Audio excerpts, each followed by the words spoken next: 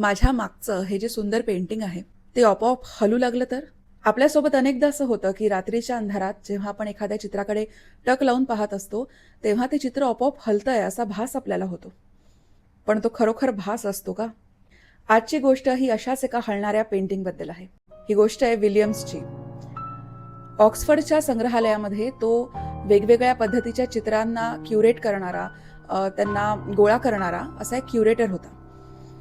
अतिशय अभ्यासू, जिज्ञासू, जुन्या पेंटिंग्समध्ये इंटरेस्ट असलेला असा हा विलियम्स होता. याच्याकडे एके दिवशी त्याचा एक मित्र एक जुनं असं पेंटिंग घेऊन आला. ते एक मेझोटेंट प्रकारचं पेंटिंग होतं. विलियम जेव्हा त्या चित्राकडे बघतो तेव्हा त्याला त्याच्यात काही खास असं जाणवत नाही. अतिशय सामान्य पद्धतीचं ते चित्र होतं.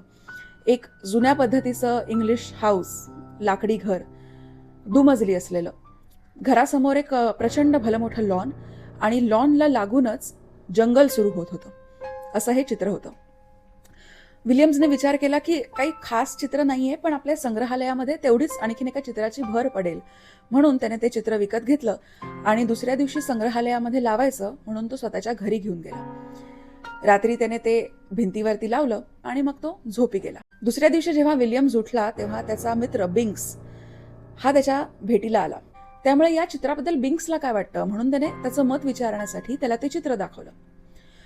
बिंक्सने त्या चित्राकडे एकदा बघितलं आणि तो म्हणाला की बाकी सगळं ठीक आहे, पण ते जंगलामधून जी आकृती येते ना बाहेर, ती मला काहीशी भयानक वाटते रे.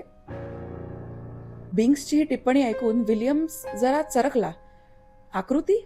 कोणती आकृती? मला तर हा हो रे, एक धुसरशी आकृती जंगलातून लॉनकडे येते असं त्या चित्रामध्ये दिसत होतं.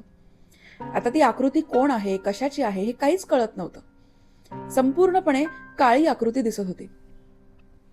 आपल्या हे कसं लक्षात आलं नाही, विलियम्सला वाटलं.